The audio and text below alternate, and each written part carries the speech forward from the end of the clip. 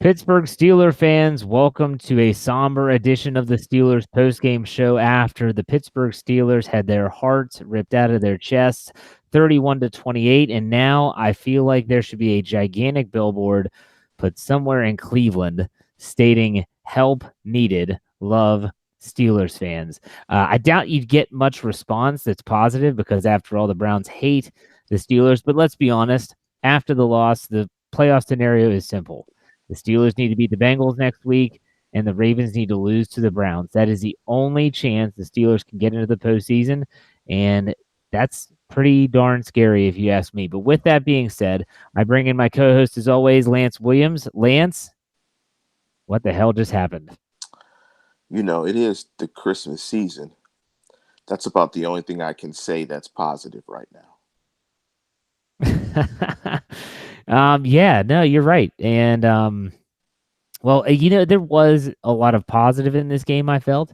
Everyone talked about how the Steelers wouldn't be able to hang down in the dome, and there's no chance that they'll even come close. And prior to the game, I said on our Behind the Steel Curtain Twitter feed that some fans, by my mentions, it's almost like they're saying, "Why even play the game? Why even show up? Just take the L and let's go home and hope that Cleveland can beat Baltimore next week." But you know what? The Steelers played really hard, and here's what ticks me off. And we've said it a million times, Lance. The quote from oh my gosh, former Redskins coach Joe Gibbs. There it is. Yes, yes. 3 or 4 plays can decide a football game, period.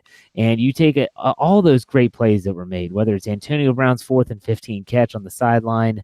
And I still point to specific plays. Let me not say plays. Let me say decisions and or outcomes. We'll say that. So here's my 4. Okay. And I don't have these written down. I'm just speaking off the top of my head. The defensive pass interference on Joe Hayden on the first drive of the Saints that equated to a first and goal, which led to Kamara's first touchdown. Or it might have been Ingram. I don't know. It was their first touchdown of the game, 7-3 right off the bat. That was horrible. I'm sorry. This is the NFL. You can't blow a call that bad. That's one. Second would be Stephen Ridley being selected to play in a situation where it's 3rd and 2. He fumbles the football, a guy that got benched earlier in the season because he fumbled the football. And I heard Mike Tomlin in his post-game press conference. I didn't want to listen anymore when we went live. He said that if they wouldn't have fumbled, they would have gone for it on 4th down anyways. I just think that was a poor decision, and that also turned the tide. Let me pause you there. Go. Before you get back to it. So that's number 2. Okay. Yes. Let me add to your number 2. Let me add a little Laurie seasoning salt to it.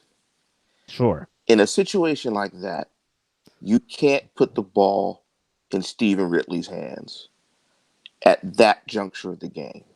That has to be decided by Ben Roethlisberger throwing the football to AB, Juju, or Vance McDonald, preferably AB or Juju. Your Hall of Famer franchise quarterback has to be allowed to make the decision as to what he wants to do in that spot. That's why he's a Hall of Famer. That's why he gets the big money. That's why he balled out today. You let him make that decision, and you make your best players, or you let your best players on offense to decide the football game. You cannot put the ball in Ridley's hands in that spot. No, I agree 100%. So that was number 2. Number 3, I felt was it's a toss-up between the defensive pass interference call on Morgan Burnett, which extended a drive, or another Joe Hayden pass interference call, which was that on 4th down or was that on 3rd down, Lance? I think that was 4th down. That was 4th down, I believe. It was 4th down. It was 4th. So would have been a turnover on downs. It was a 4th and 2. It would have been a turnover on downs. And can I add a little smoke paprika on that point? Since it's the Christmas season, we're going to be eating very well in the next couple of days. Jeff is the sensei when it comes down to smoked turkey with the Old Bay turkey. I know Jeff got it ready. Didn't that ball get tipped by Stephon Tuitt? Certainly looked like it, and that's something that was that in the final 2 minutes, Lance? I'm not sure if it was in the final 2, but man, it got tipped because it got redirected. Yeah. If it's inside 2 minutes, it cannot be challenged on the field. That has to come from New York or the booth, and it wasn't. So we'll compound that one into number 3. Number 4 is sad, but Juju Smith-Schuster's fumble. I mean, the guy has had, in my opinion, a tremendous season where really I can't think of any time that we've had to criticize his play as an NFL player. I mean, let's be honest. I mean, he's not a guy that has fumbling problems. He doesn't have a history of that. He might have the occasional brain fart where he drops a pass that should be caught. But ultimately, he is a tremendous player. I hated to see it. He was fighting for extra yards. Ball gets popped out. Game over. But I'm going to say that I'm not going to have that be number 4. Number 4, and maybe the most important one in my opinion, was Mike Tomlin and or Danny Smith deciding to go for a fake punt on a 4th and 5 with the game on the line when, let's be honest, the Steelers defense, if there was ever a point in the game where they had been playing up to par, it was at that time. So punt the ball deep, make Drew Brees drive the entire field. I'm not saying he wouldn't have done it, but make him at least do that. Don't give him half the field. If it was 4th and 2, I'd be okay with that. But asking Roosevelt Nix to run through that line, which seemed like they were ready for a fake, by the way, I just thought it was a bad call. I know that it's one of those Monday morning quarterback things where if he makes it, it's a gutsy call, blah, blah, blah. He didn't. I question the decision to even make that call, not so much the outcome, if that makes sense. That's my 4th. But those 4 plays, Lance, those were huge, huge plays at critical points in the game. You can go ahead and even list some more that I might have missed, or you can give your thoughts on those. No, I think those are the 4. I mean, I think those are critical. I mean, you might want to eliminate the refs calls just No. because No, refs are they were freaking awful. They they were were bad. so inept, man. You even said on a text message that touchdown by Michael Thomas, which is right in front of the official. How do you not call that a touchdown and then not call the offensive pass interference on the same exact play? It's Yeah, it about was bad. It they was picked up bad. 3 flags in the game. That just screams the ineptitude of this crew. It's awful, awful, awful. You said the stat from Dale Lawley on the Standard is the Standard about how many penalties go against the visiting team with this crew, correct? Yes, Let me look and it up, unless you have it. Do you have and that? I don't have it. Go ahead and look it up, I'm Jeff. going to But look it up. Go ahead and talk. Go ahead and talk. but of those, as you look it up, I'm wondering from your perspective, which one of those 4 plays was the worst? I think equally bad too was the inability for the offense, and they had been red hot. They couldn't get a first down when they got the ball back late 28-24, and they had to give it back. They couldn't get a first down. They went 3 and out. And I thought that was really big as well. But of the plays that you listed, I have to include the Juju play in there because if Juju doesn't fumble, they can attempt a field goal to tie the game. And and I try to be consistent. Mistakes that end games are the most critical of mistakes. I love Juju. I think Juju is a fantastic player, is going to be a fantastic player. But that fumble ended the game. And had he Yeah. not fumbled, they would have had an opportunity to kick a field goal. We don't know if Boswell makes it. We know his struggles, kicked it well today. But they would have had an opportunity to, they were in field goal range and they had enough time to take several shots at the end zone. So that was the bone crushing play. In terms of the trying to fake field goal, it reeked of desperation. And that's the one thing about those calls when it comes to Tomlin. We've seen him do it, but to me, they're illogical because you're trusting in your defense on one token by putting them in a half field situation, but you're not trusting them in the other situation, in the other way, because you're attempting a play that's going to put them in a half field situation. If you trust them, kick the ball deep, play the long field, make them execute play after play after play after play, where the odds are in your favor that you may make a play. I didn't like the call there, but it is one of those calls where if you make it, you're a hero. What a gutsy guy. If you don't, you look like an idiot. But Yeah, it's just some bad plays that did not go right. I really didn't like the 3rd and 2 call, but again, of those that you listed, I would put the Juju play back on because it's a turnover. Once again, the Steelers lose the turnover battle in this game, and just a tough way to lose a football game. But this loss isn't why this team won't make the playoffs, if that is what happens. The reason they won't make the playoffs is because they lost every single game against the AFC West. That will be why they didn't make the playoffs if they don't make the playoffs.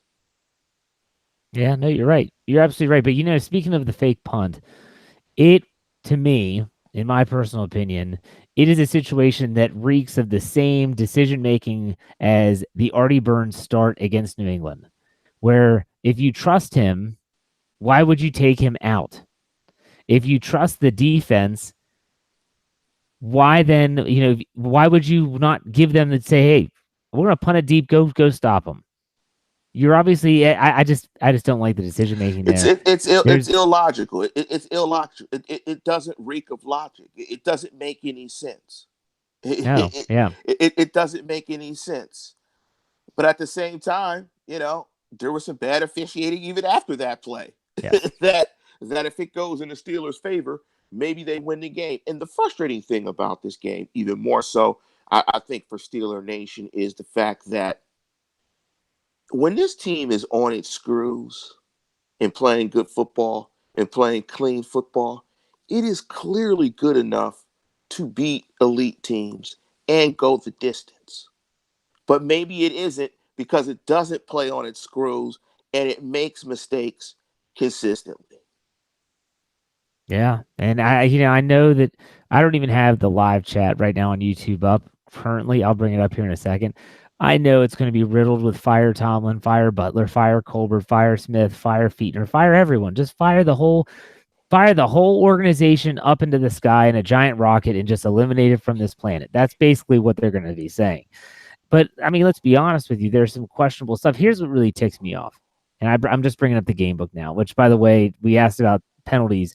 9 penalties to Pittsburgh for 91 yards to 6 penalties for 79 to the Saints. So not as lopsided as many might think, but it was just the nature of it that just drove me mad.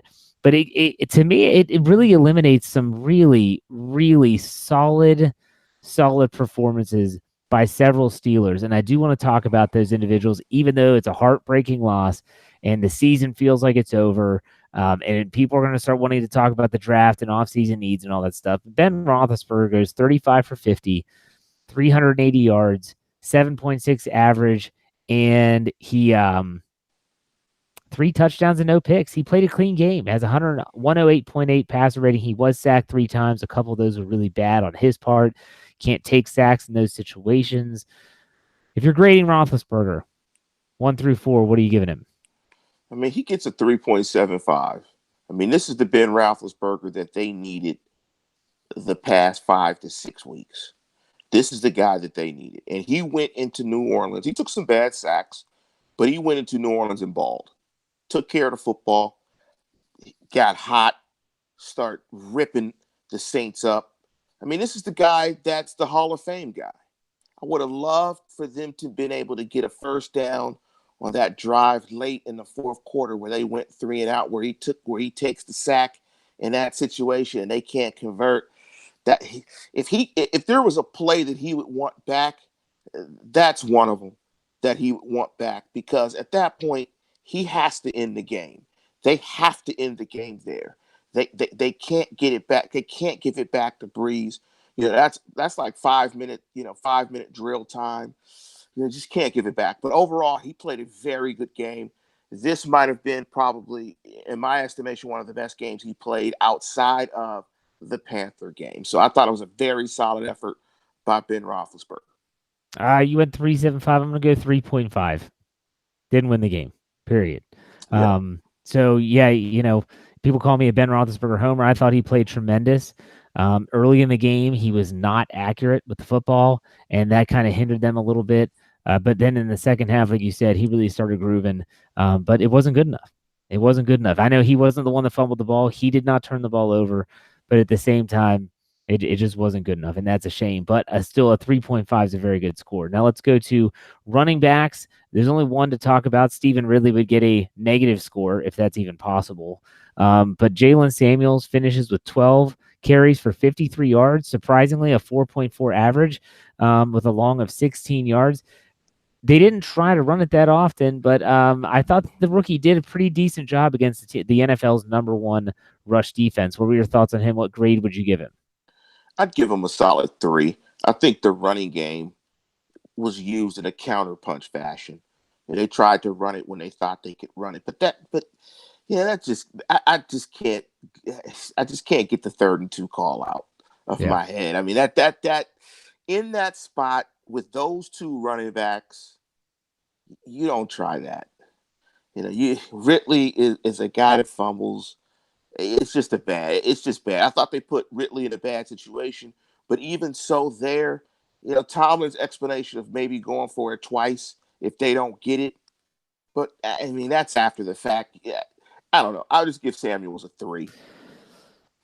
Yeah, I'm gonna give him a 3 as well. I think that's a very good score. It's a very solid score. He did not do anything to hurt the team. I feel like with Jalen Samuels, the team, unlike James Conner, he lacks that burst. We've talked about this on the show before. He's not a bad runner. He just doesn't have that quick speed. I would really expect him to follow the Le'Veon Bell and James Conner nutrition plan, which is after your rookie year, you realize you need to lose weight, not gain it. And he'll probably come back next year a lot slimmer, a lot faster, and he'll be more effective. I feel like the Steelers' offensive scheme has to change too much when he's at running back. He's not between the tackles guy. They run more counter plays. It's not a bad thing, but it's also predictable. So I think a 3 is a good score for Jalen Samuels. And like I said, Stephen Ridley gets a minus 2,000 because he fumbled the football. I mean, it's awful. Awful. It's whatever. Okay, moving on. And this is what really ticks me off. We talked about Ben Roethlisberger. Now we go to the receiving core. I mean, listen to these numbers. Antonio Brown, 14 catches on 19 targets, 185 yards, 3.2 average, 2 touchdowns. Juju Smith-Schuster, 11 catches on 15 targets, 115, 10.5 average, no touchdowns, but did have the game-clinching fumble. How do you grade the Steelers receiving core? I'm counting them up right now. 1, 2, 3, 4, 5, 6 different players caught passes from the Steelers in this game. What were your thoughts on the receiving core? I'm going to give it a 3, even with the game-ending fumble by Juju, because them boys was out there eating. Man, that was a 7-course meal, boy. They was coming. That's a 7-course meal coming back for second helpings. I mean, if anyone had any question about can AB still play, AB went to work on Lattimore. Lattimore is a top 5 corner in the National Football League, and he ate him up. They went to work today. It's just unfortunate that the guy put the ball on the ground, and you can't put the ball on the ground. And that play ended the game, but they were fantastic outside of that play. So the grade is a 3. This is the best combination in football. It's not Diggs and Thielen. It's AB and Juju. They're the best in the game. I can't disagree with that. Now let's go to the defense. I want to talk about the secondary first, because as I'm looking at the Steelers receiving stat line, I'm looking at the Saints receiving stat line, and listen to these numbers. Michael Thomas had 11 catches on 13 targets for 109 yards and a touchdown. Alvin Kamara had 4 receptions on 6 targets for 82 yards. Ted Ginn, 5 catches for 74 yards on 8 targets. People forget, and this is going to get in as the game slowly saturates into my brain. You start to remember different things, and you start to be like, it wasn't all just at the end of the game. For instance, the Steelers scored, get the 2-point conversion with, I want to say, 40 seconds left in the half. And Yes. a big conversion to Alvin Kamara puts them in field goal range. And then all of a sudden they kick a field goal. And now it's 17-14 going into halftime rather than tied up. They come out after half and score a touchdown. That's a 10-point swing, essentially. And that was all because of Kamara. They struggled with the crossing routes and their slow linebackers. That's what we've been talking about all season long. How do you grade the Steelers secondary going against that New Orleans Saints passing attack? I'm going to give them a 1. Okay. The pass interference penalties, regardless of what the refs call, whether we think they are legitimate calls or not, those are the calls. Joe Hayden, if I'm not mistaken, had 4 PIs today. I think 3. 3 or 4. And then the icing on top is the terrible tackling angles and the terrible tackle against, or lack of tackling against, Alvin Kamara at the end of the half that sets the Saints up for a field goal that end up being the difference in the ball game. Uh, yeah, it's not good enough. That wasn't good enough. Some of that is schematic, and some of that is just flat out not good enough. Let me ask you this, Jeff. Sure. Just riddle me this before you get to your grade. Okay. Just on a quick special teams thought. I was talking to my dad as I was watching the game, and I don't give the Patriots credit. The Patriots typically, on kickoffs, they kick it short to require guys to return it. And they do it because they want seconds to come off the clock. And potentially, in a lot of those situations, teams get penalties anyway. And, they take 10 off and these guys start inside the 20 anyway. When they were doing that, I was just like, man, this is not the time to kick it into the end zone. With a guy like Drew Brees, seconds matter. If you can shave off any seconds in that situation to make it more difficult for them to score, that's an opportunity to do that. What's your thought on the philosophy of kicking it out of the end zone and not forcing teams to return it and eat up a couple of seconds and maybe getting a special teams penalty on the return team? You're talking about Boswell kicking the ball away. Yes, I'm talking about Boswell kicking it, forcing a return, kicking it short. Yeah, there's some teams that I could definitely agree to do that. Pittsburgh's not one of them. I think their special teams are awful. They get bailed out because Danny Smith dials up a couple blocks every season. One was tonight when LJ Fortnite flew the line and blocked the field goal of the Saints. They're awful. If they're not drawing penalties, they're giving up big returns. Let's not forget about the return against the Chargers to turn the tide. I know there was a potential questionable penalty on that play as well.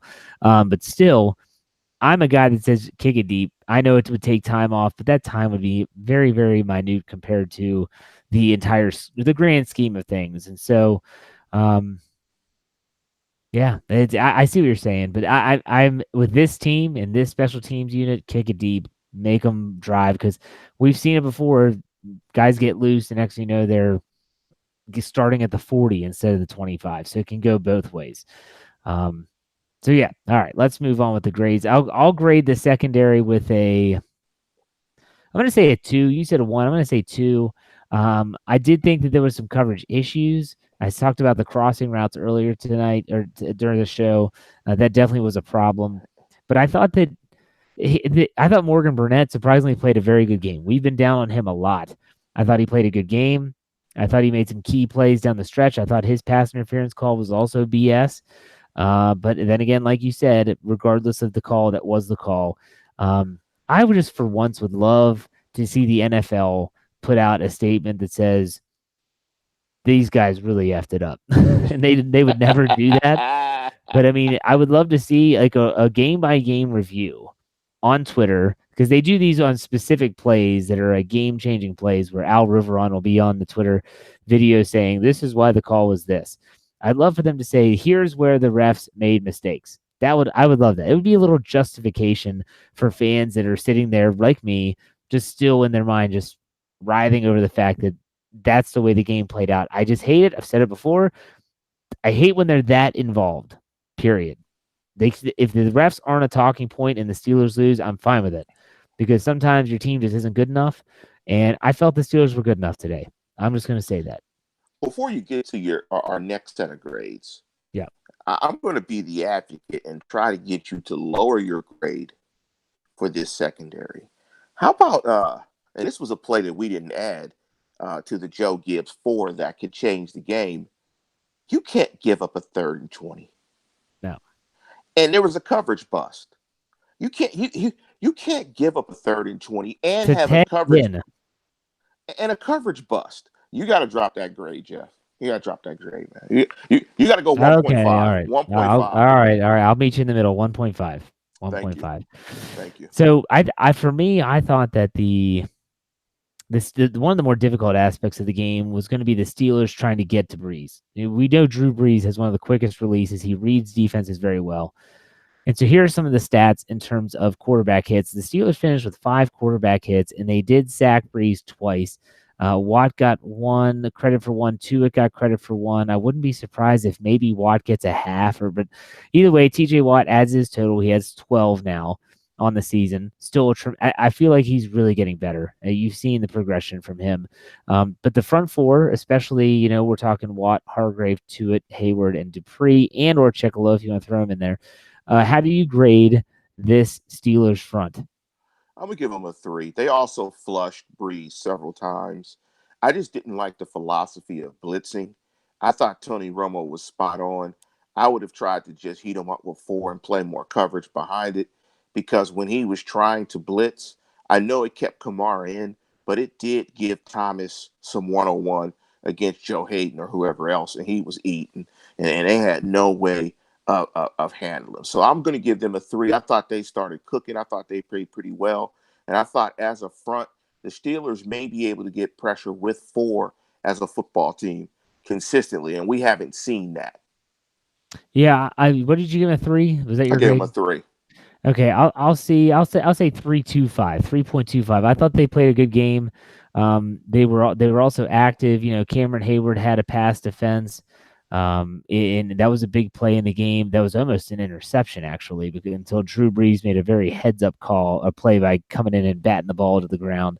Um, yeah, so I mean, this is a really tough loss, I guess, is what we'll say to sum it up with our grades. I mean, you have a game where Chris Boswell is a non-factor for once. He made both of his extra points, made 2 field goals. The Steelers converted a 2-point conversion, and you're just thinking to yourself, man, this is it. I talked about it, and I know that we all picked our picked games. Throughout the week, I did multiple times. I actually had my prediction at 28-27, and it almost happened. But man, it's just one of those situations where I think the fan base, and I guarantee the team is the same way in the locker room. They're just stunned, because this wasn't what was predicted by a lot of people. This wasn't they'll never be able to hang with Breeze down in the dome. They'll never be able to run on this defense. They'll never be able to put up points. They're untouchable in the dome. BS. They are touchable in the dome. The Steelers touched them up multiple times. And like I said at the beginning of the show, if it weren't for some very, very important calls in every stretch of that word, calls, whether it's going for it on the fake punt and stuff like that. We'll never know. But kudos to the Saints. They made the plays when necessary. Just felt like they were aided a little bit. That's what I hate the most. Lance, what are your kind of thoughts before we get to the live chat here? Yeah, it's just unfortunate that, in situations where they can end games and close games, that they don't. And again, we just see this defense giving up a touchdown in a big spot. I mean, it's just another game where they give up a touchdown in a big spot and they don't win the football game, or they give up some points in some fashion. I think what's going to kick the Steelers this year is, losing to the AFC West. I mean, losing every single game and having a great opportunity to win 3 or 4 of those. I mean, you've got to win games that you're not supposed to win, I'm going to say, because every game in the NFL is a tough game. But these were some winnable games that, that they did not finish. They were 7-2-1 in firm command of the division. And now they're on the outside looking in. But before we jump into the questions, uh, this is just football and life is life. And I want to send my condolences for myself, you, Jeff, and the program to Mel Daniels, to Melvin Daniels Jr., friend of the program. Melvin used to always call into the program. His grandfather, I believe, passed away today as he Mhm. was watching the game with his wife. His wife's a Saints fan. He's a Pittsburgh fan. Christmas time, his grandfather passed away. I was in very similar shoes a couple years ago when my grandmother passed away at the same time. So I want to send my heartfelt condolences to Melvin, his family, on behalf of me and Jeff, the show, SB Nation, Behind the Steel Curtain, Steeler Nation, everybody. Mel, keep your head up, man. Absolutely, yeah. Melvin, I actually was talking with him on via Twitter yesterday. He was at the game with his wife, so that's tough. That's tough to lose someone in general, but to lose it around the holiday season is never fun either. So, yeah, thanks for bringing that up. Appreciate that. It is tough, and a lot of people will say, for instance, me as the editor of the website, you're going to be churning out content, but you're still a fan. I still want the Steelers to win. That to me is the difference between behindthesteelcurtain.com and our podcast compared to following Jeremy Fowler of ESPN. Look, Jeremy Fowler is a great writer. I think he's one of the better ones out of the group, but he's not a fan of the Steelers. If he is, he can't say it. I am a fan of the Steelers. That's SB Nation's slogan is come fan with us because we're all fans and we all take these losses differently. All I ask is that, if you're listening to this podcast and you're a member of the YouTube community or if you're a member of our community on the website is that look, it sucks. We all get it. It sucks. But at the same time, it's just a football game. And I'll tell a quick story, not to get totally sidetracked here, Lance. I think you might find this funny. What was it? 2013, the Tebow game in the playoffs, the wild card. Oh yeah. Okay. So here's a funny story. I don't know if I've ever told this on air before, but earlier, because that was right around the holidays, my parents had gotten me a mailbox cover for our mailbox at the house at the time. And so I slapped that son of a gun on there. I was super proud. The Steelers were in the playoffs, thought they were going to make a run. All this, that stuff. Well, it had gotten ridiculously cold here in the Mid-Atlantic, and the adhesive to the glue that gets on that mailbox cover was frozen solid.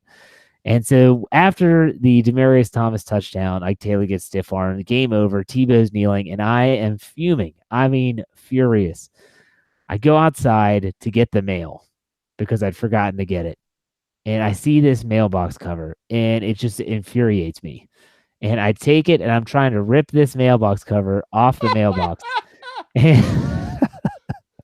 And I can't. I can't rip it off because it's so cold. Like the adhesive is not budging. If anything, I'm going to rip the mailbox out of the ground. And I'm not saying I'm like Superman or anything, but I'm furious. Finally, I say, you know what? F it. I screw it. I just come back inside, and the mailbox cover was kind of like peeled back a little bit. And I thought to myself, I can't believe I let something that I have no control over get to me that bad. That I was literally so angry that I wanted to rip my mailbox out of the ground. And that's ever since then, I definitely have taken Steelers losses a little bit better. And a lot of that comes from coaching. Now, Lance, you coached, I coached. When you're a coach, you have no control. You control only the preparation. That's it. And so once the game starts and you have in-game adjustments, that's natural. But you have to relinquish a lot of control. And that's difficult for a lot of people. And I know a lot of people follow the Steelers super, super close, and they feel like they're a part of the team, and they feel like they could do better. But let's be honest, folks, we have no control of this. All we do is we sit and watch, and we enjoy watching. And so I still enjoy this team. I'm looking forward to next week. We're not going to go anywhere. And so again, the playoff scenario for the Steelers is the Steelers can make the playoffs with a win over the Bengals, a Ravens loss to the Browns, or a win and the Titans and Colts somehow tie.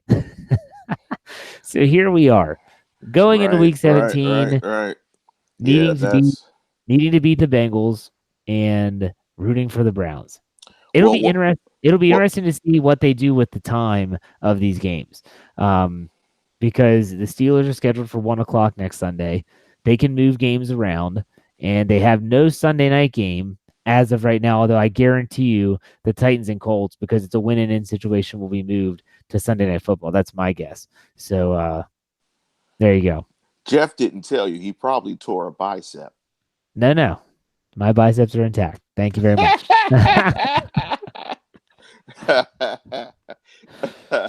Oh, goodness. It's been a while, man, since the team has struggled in December like this. You know what I mean?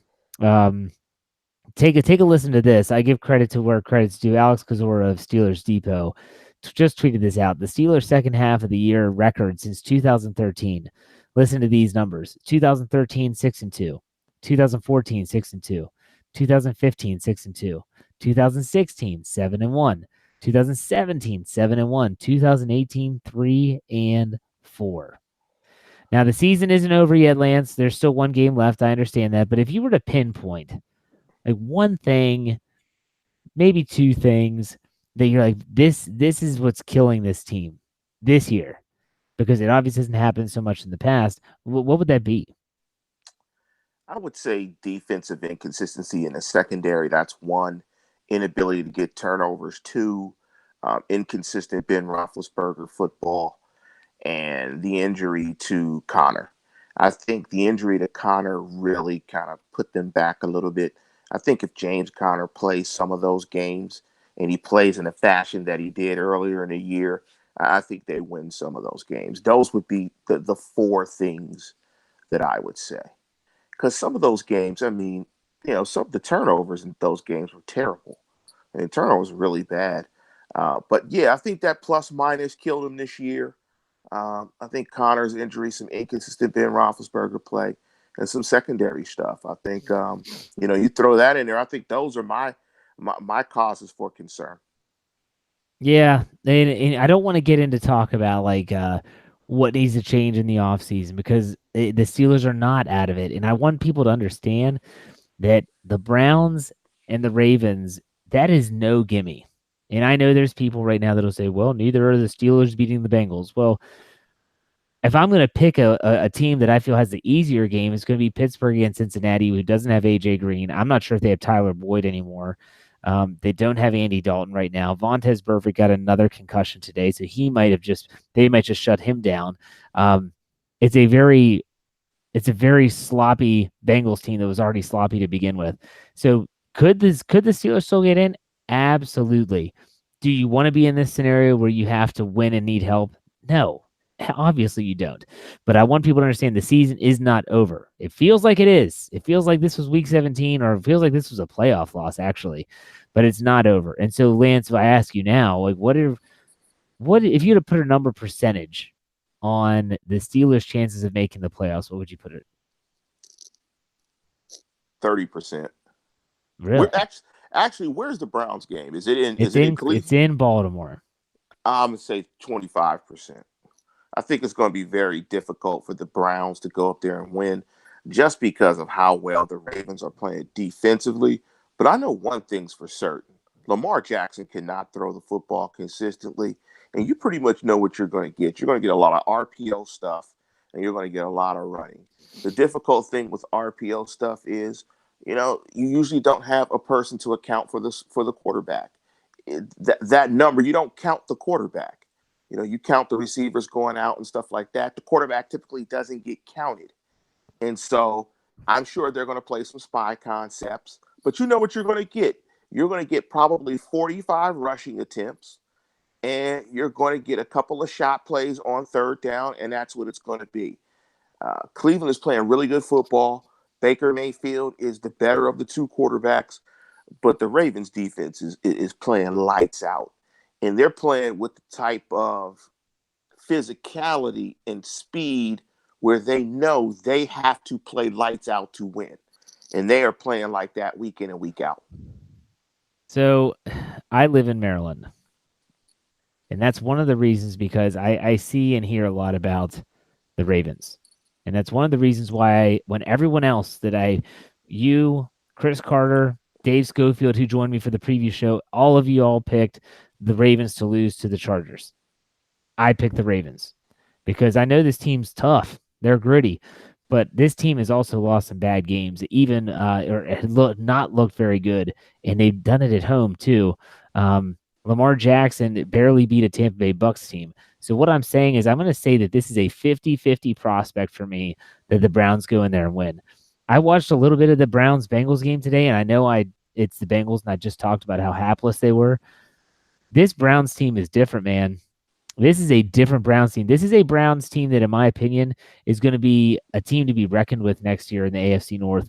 Baker Mayfield is as confident as they come, and I tell you what, it's not going to be an easy game for the Ravens. Think back to last year. What did they have to do? Beat the Bengals and you're in. What did they do? The Bengals and Tyler Boyd carved them up when it mattered most, and they missed the playoffs. It can happen again. That happened in Baltimore. This is in Baltimore. I say it's a 50-50 game that the Browns actually beat the Ravens. at M&T Bank Stadium in Baltimore. So it's going to be interesting to watch.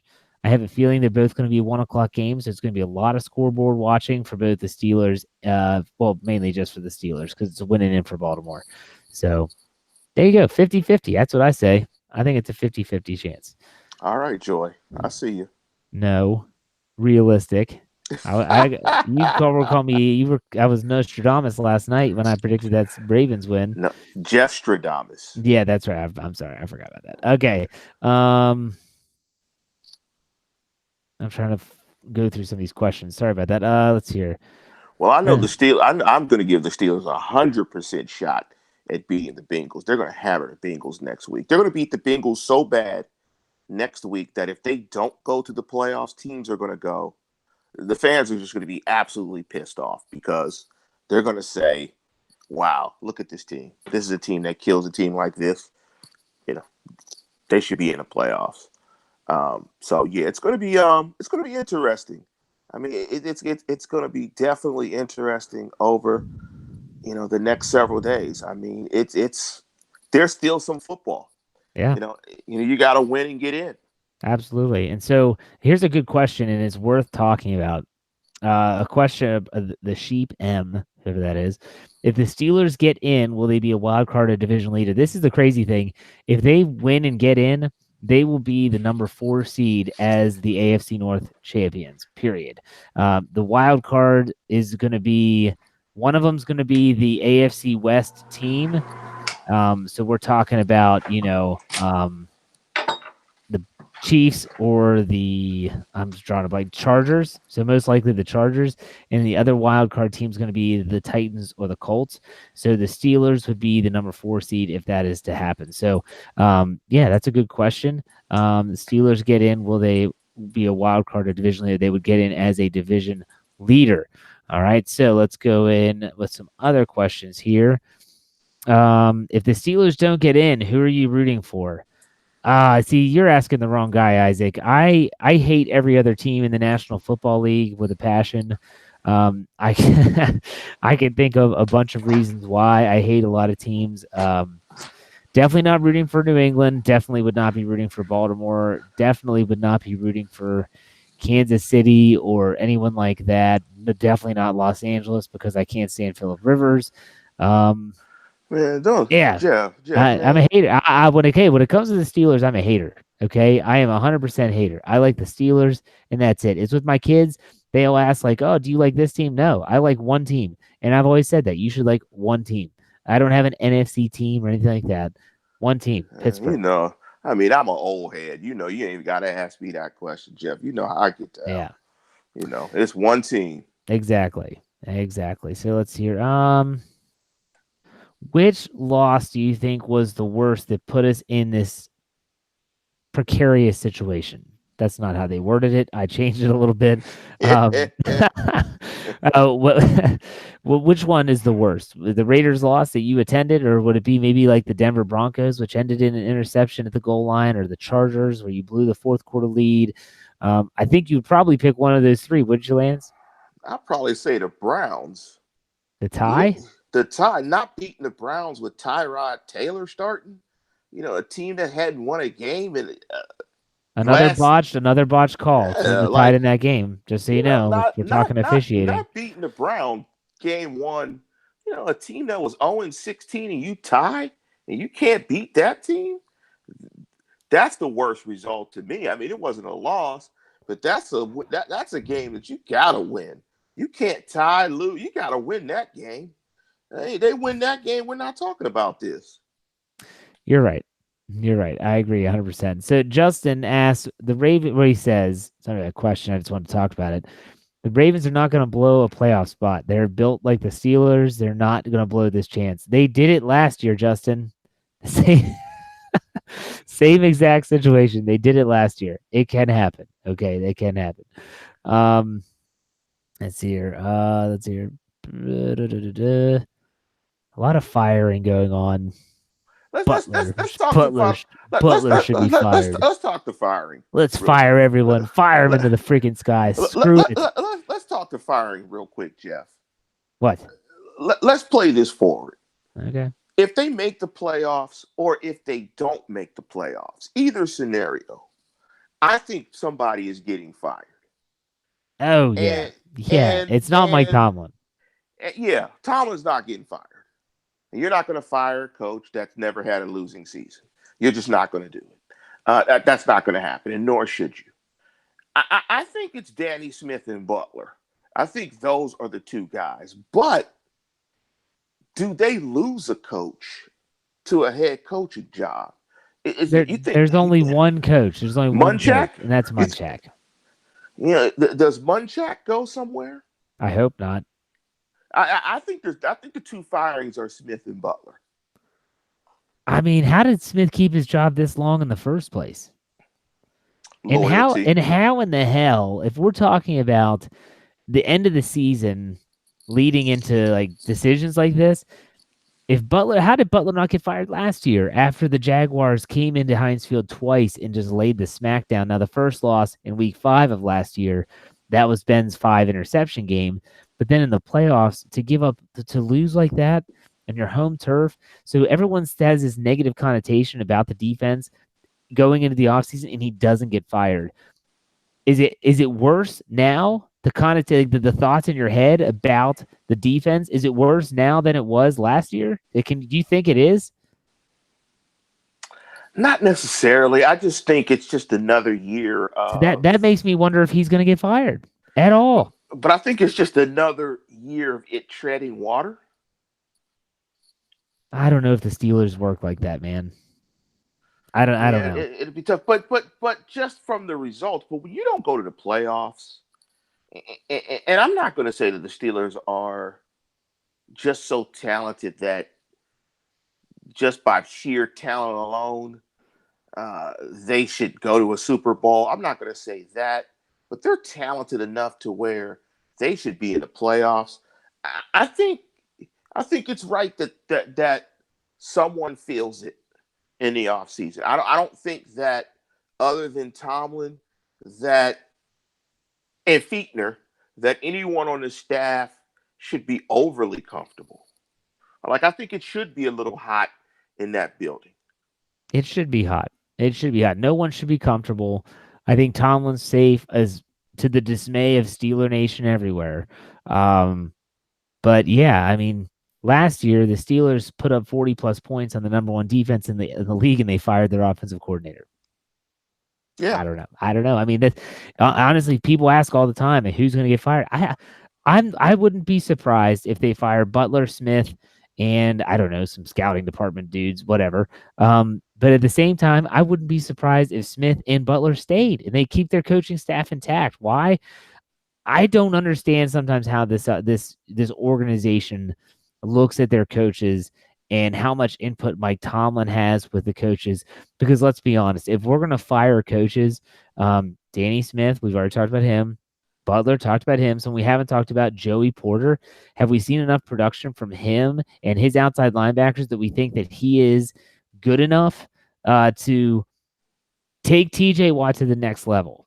I think TJ Watt has slowly progressed. Do we give him credit for that?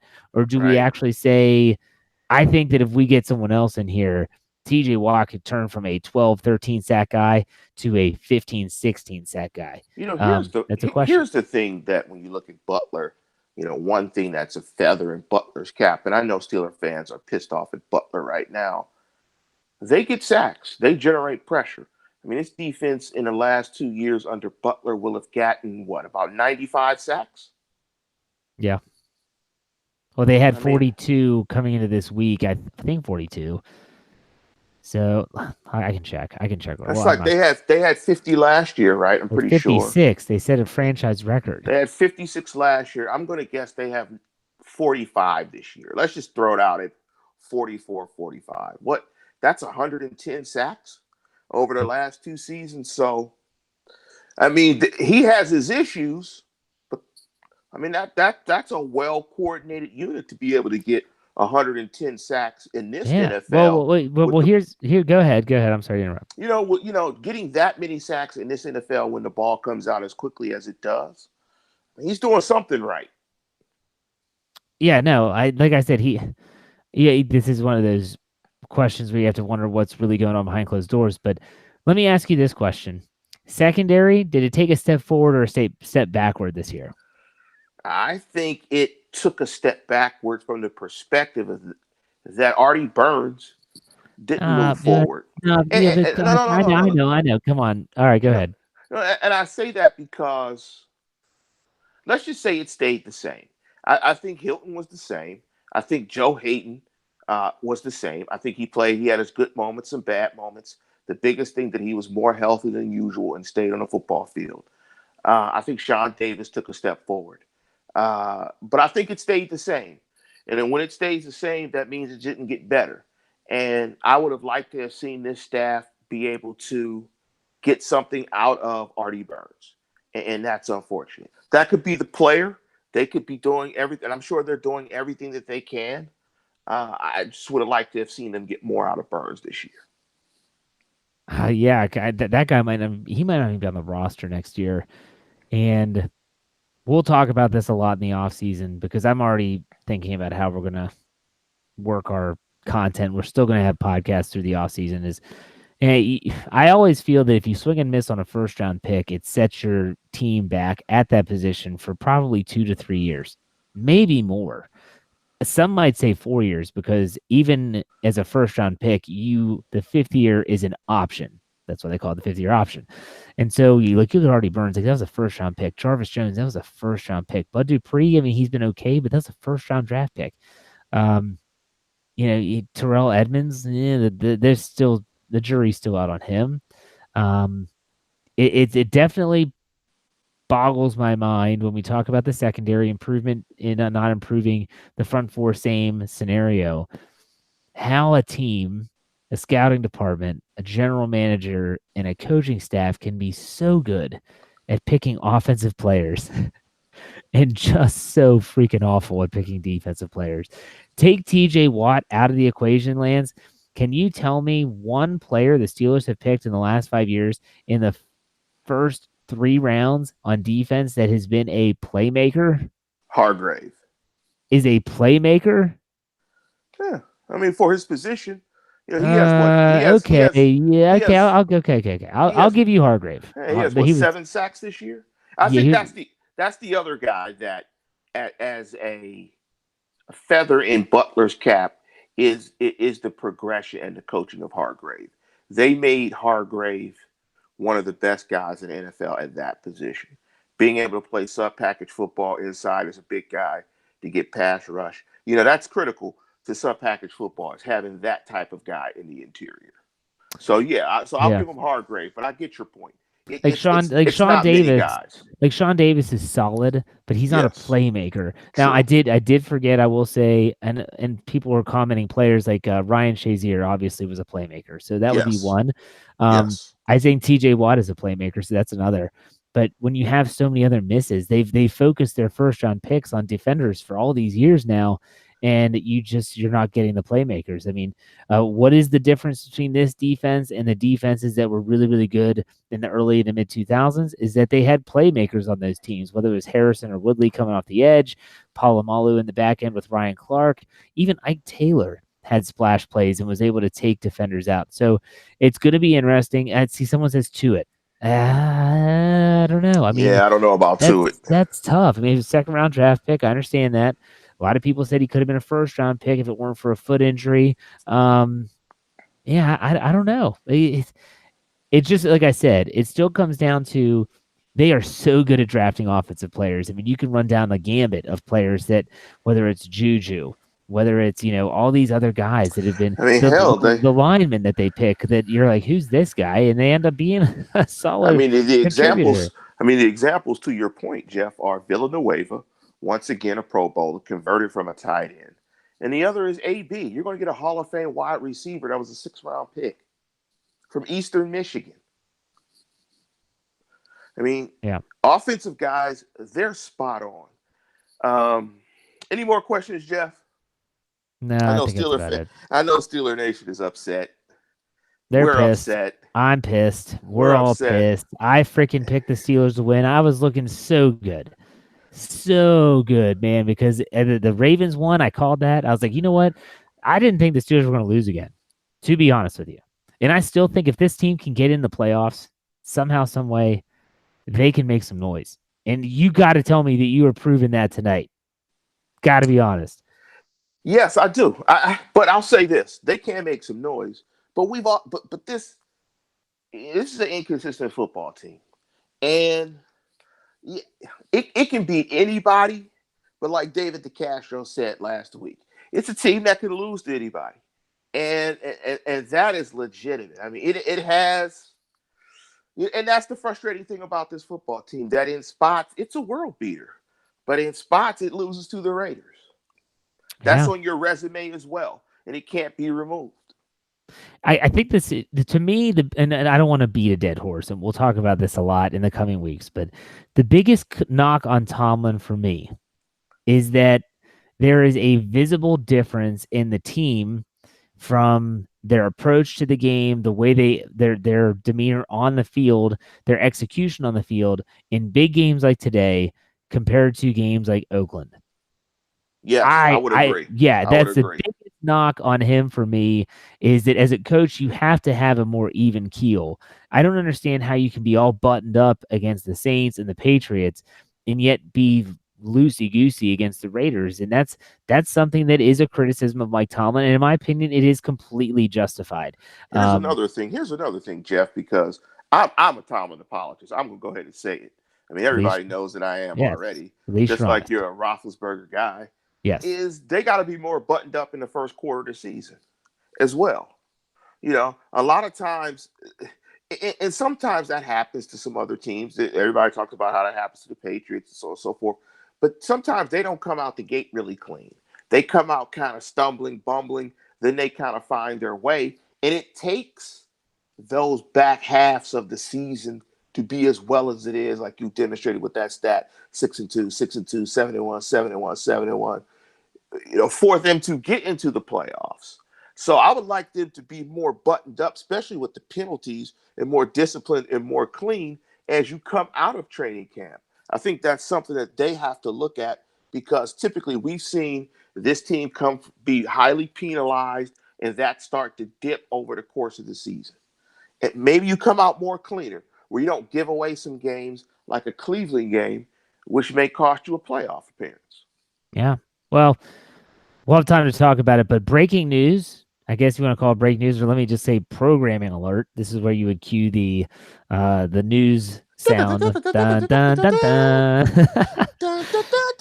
You know what sucks is that the Steelers and the Browns and the Ravens and Browns and the Steelers and Bengals are now both going to be moved to 4:25 p.m. next Sunday. That's terrible. It's not going to be a 1 o'clock start, not being flexed to the night game because I guarantee you that night game is going to be Indy and Tennessee as it's a play-in game. But it'll be a 4:25 p.m. Eastern Standard Time start. So set your calendars accordingly. Don't want to miss that, folks.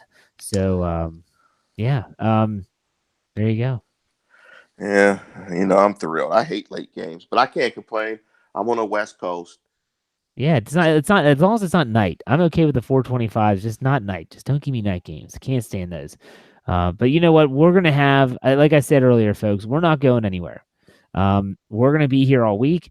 The website's gonna churn out content because let's be honest, the Steelers are still involved in the season. This is not their season's over. So we're gonna be there. We're still gonna be covering the team, talking about all the different things that are going to go into this upcoming weekend in terms of, heck, we might even start breaking down the Ravens and Browns if we're bored enough. But so we'll be back. Tomorrow night is the Steelers hangover. You can catch that with Brian and Tony. Wednesday, we'll be back for another episode of the Standard is the Standard. And then Thursday will be our preview show. The holidays should not impact that schedule too much.